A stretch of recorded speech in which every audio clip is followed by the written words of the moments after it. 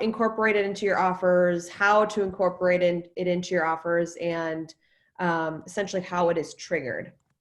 So the escalation clause addendum is something that you can attach to your offers, typically used when you're competing against other buyers, a way to kind of sweeten your offer a little bit, but only if the seller receives another offer as good as yours. So it kind of gives your buyer a little bit of an upper hand, but not taking on the whole risk of, overpaying if they don't have to. The one thing to always be cognizant of with the escalation clause addendum is that it does kind of show your buyer's full hand. So they're basically saying up front, okay, I'm only going to offer you, let's say, $220, but I'm willing to offer you $230. So you just kind of have to the buyers have to realize that they're saying essentially to the sellers, I'm willing to go up to $230, which can at times trigger the sellers to just say, well, I'm just going to counter your offer at $230 then if you're telling me that you're willing to go up that high. So that's just one thing to always be cognizant of. So to create the escalation clause addendum in zip form, you're going to go to, minimize this, all forms, and you're going to look for a blank. Oh, hang on, I've got a chat. Oh, never mind. Okay. You're going to look for a blank addendum. And you want to use the ones, so you've got two different versions here. Use the one that says -2000 at the end. So you click on that so it gets added to your documents library. We open it up. Now we've just got this whole blank addendum. When I click into the main text box, I see this pencil icon and then this paper icon. So I'm searching the clause library for the escalation clause. So it's under the offer to purchase category, and then the title is escalation clause. And then I can just insert this directly into the blank addendum. So you always need to name your addendum. So we're going to call this EC. You may also hear it referred to as the accelerator clause. So some agents or firms call it addendum AC. I've also seen API, automatic price increase. They all pretty much say the same thing. So the way ours is worded is it states, if the seller receives any other bona fide offer to purchase the property on or before blank. So this date is going to be essentially the date that you're giving the seller to respond to your offer. So if I'm writing this offer and submitting it to the seller this morning, and I'm giving them till the end of the day today to accept my offer, I would include today's date. So I'll put March 26th, 2020. So again, this date is going to be the date that you're giving the seller to respond, I should say, to accept your offer. So if the seller receives any other bona fide offer to purchase the property on or before today's date with a net price, so the net price being the purchase price minus any monetary contributions or credits by the seller, equal or greater than blank. So this is going to be your buyer's initial purchase price. So let's say they're offering $220.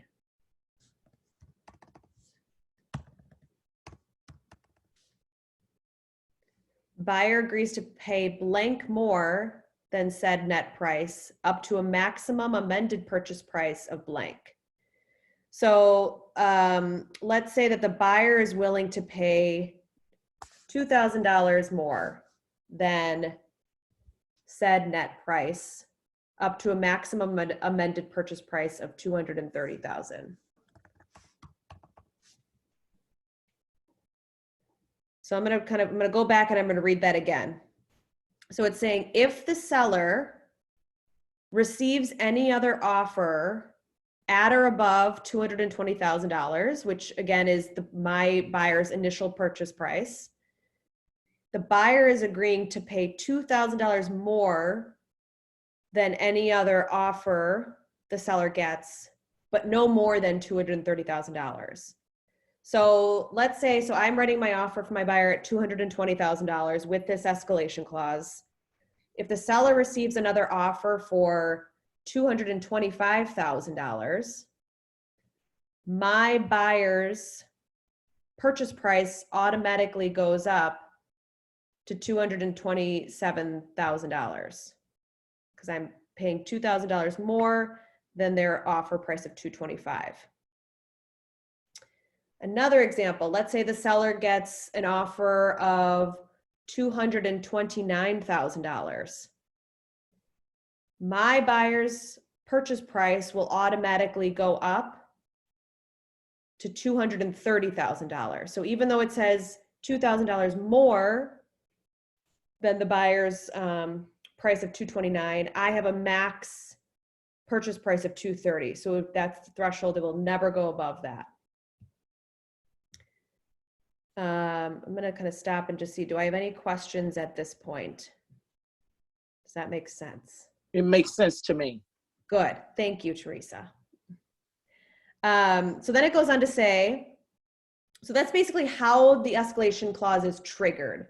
So if this can be attached and incorporated into an offer, but if the seller never receives another offer on or before the date you indicate here, then this is never triggered and the purchase price stays the same.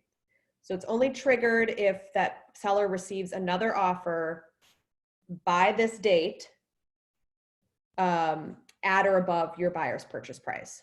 So in the event that happens, that this is triggered, the seller must, within 2 days of receipt of the other offer, deliver a complete copy of that offer directly to the buyer by approved delivery method per the offer to purchase. Buyer agrees, buyer will, upon such delivery, and in compliance with this accelerator clause or escalation clause, execute an amendment to the offer to purchase to show such increased purchase price. So 2 things here. 1, the seller has to deliver the other offer directly to the buyer. It can't be delivered between the agents. And that's what this bottom section references here, this REEB 24.12. This is like a state statute that prohibits the broker or its agents from disclosing any of the terms of one prospective buyer's offer to purchase to any other prospective buyer. So again, agents just can't be delivering those documents. So the buyer's agent would just need to let the listing agent know, hey, seller can deliver the offer directly to this email address, and give them the buyer's email address. And then the second piece of that is once the buyer receives that proof that, okay, they did get an offer of $225,000, so that's why I now have to execute an amendment to change the purchase price. Then the buyer's agent, the buyer would give their buyer's agent the green light. Okay, go ahead, draft that amendment. Buyer's agent would draft an amendment acknowledging that the purchase price has changed from $220,000 to $225,000 or whatever the increase is. And it just says by initialing below, each party acknowledges that they've received, read a copy of, and agree that they are bound to comply with this addendum. Any other questions?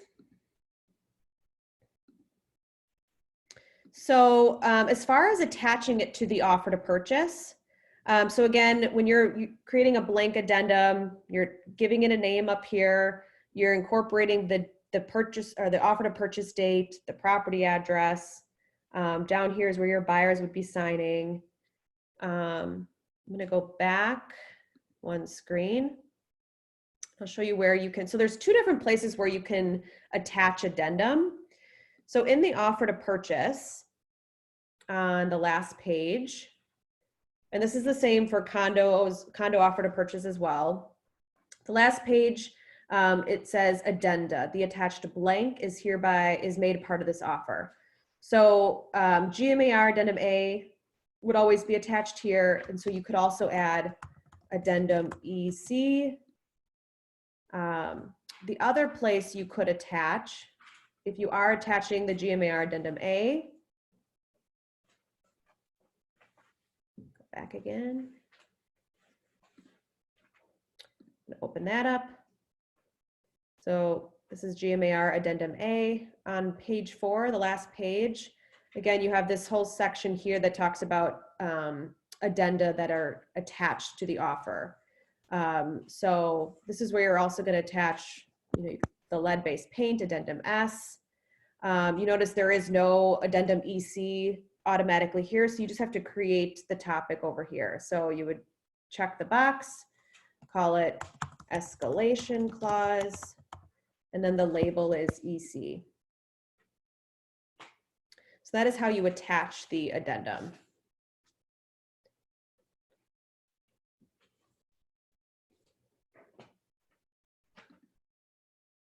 Any questions on that? I'm trying to figure out how to open back up my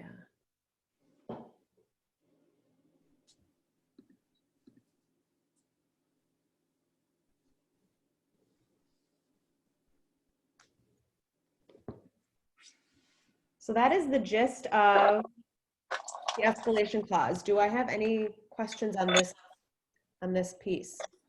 Not from me. That's clear to me. Awesome.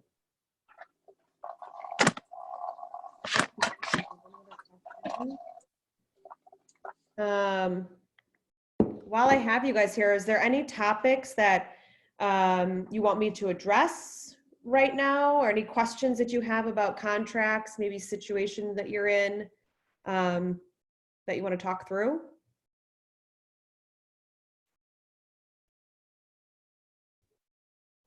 Are you setting me up, Kimmy?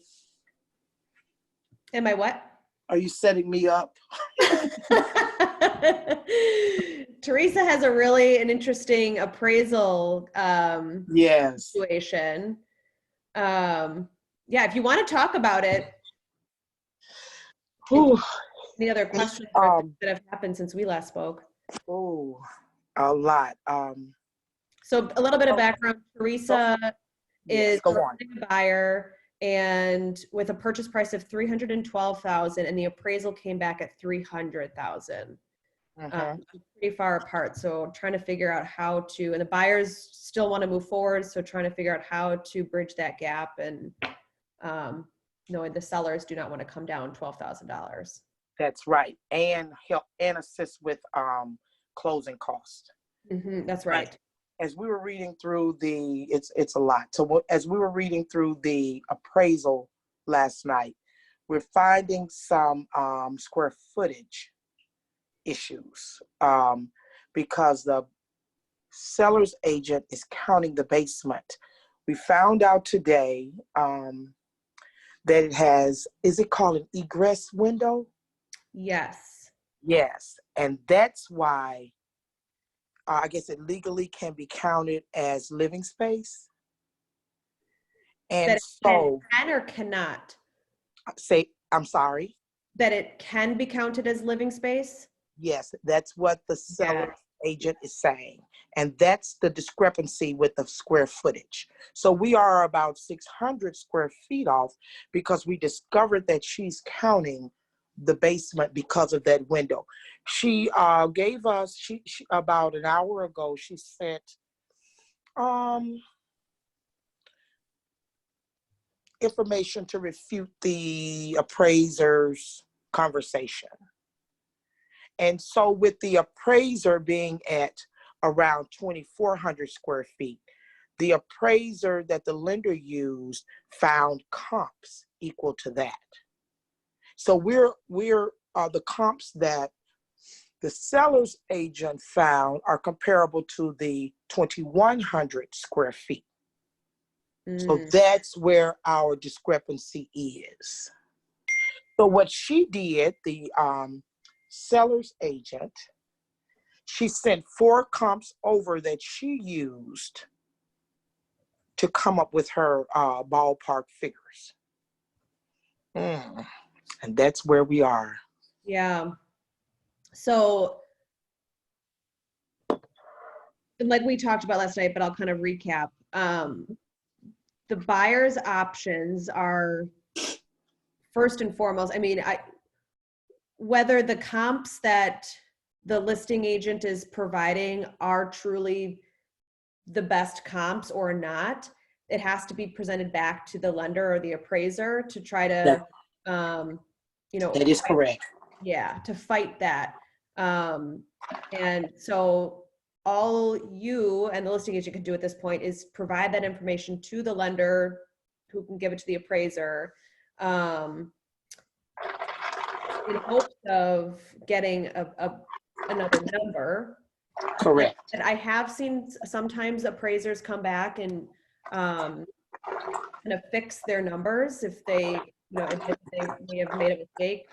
But I've also seen them not. Yes. So if not, if the appraiser is not willing to change the appraised value based on the new information that they're seeing, Yes. then obviously we know that the lender's still only going to be able to give a loan for the appraised amount. So the buyer could ask the lender to do a new appraisal, which may or may not be more money out of the buyer's pocket. So that's one option.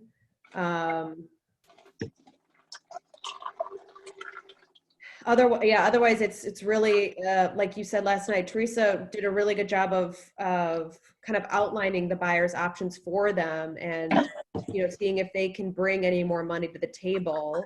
But unfortunately, you know, for the buyers, there's not much else that they can do. Correct. If the seller isn't willing to come down. That's right. Yeah. So the document which she outlined in the seller's agent was real thorough and convincing. So it's at the lenders, it's to the lenders, and they have to meet with the appraisers. That's where I think I am. Okay. So I'm going to take your suggestion, Kimmy, and extend the appraisal contingency window. Yes, to next week. That's what I'm, as soon as I get off with you. Perfect. And that's where I am. Do you know if the listing agent met the appraiser at the property? I don't think so. So this is a really good lesson to learn if you're ever on the listing side. Yes. And now with everything going on with the COVID-19, you know, you may have to be a little more creative. Yes. But so important to meet the appraiser at the property and to give the appraiser your comps that you have found to support. This is why we listed at the price point we did, and justifies the offer that we received. And more often than not, appraisers really take into consideration those comps that the listing agent provides. From my experience, from what I was always taught, is that appraisers don't want you to be there to like tell them about the property or to give them your input, but simply just being there. Here are the comps that I have found that support the listing price that we listed at and got an offer at. And usually, I don't see issues with appraisals when the listing agent takes the initiative to do that. So in this time that we're dealing with right now, I would say, you know, even asking the appraiser, hey, what's your email before I'm not gonna be able to meet you at the property, but I'd love to send you over some comps before you go out there and take a look at the property. Just kind of being on the proactive side of ensuring the property appraises. Yes. So thank you, Teresa, for sharing. And I will keep you scenario. posted. I will keep you posted. How about anybody else? Looks like we've got Carlissa on here. Any other questions that or situations I can help you with now that you have me here? On this piece. All right, well, that's short training today. The escalation clause is a pretty short piece, but yeah, we'll keep doing this every Thursday. Next week, Thursday is, let's see, I'll give you guys the topic for next week, just so you guys can prepare. Next week, Thursday, we're gonna be talking all about the inspection contingency and the right to cure. So Yes. and a whole hour for that conversation. That's can be pretty in depth. So, perfect. Well, thank you guys for joining me today. And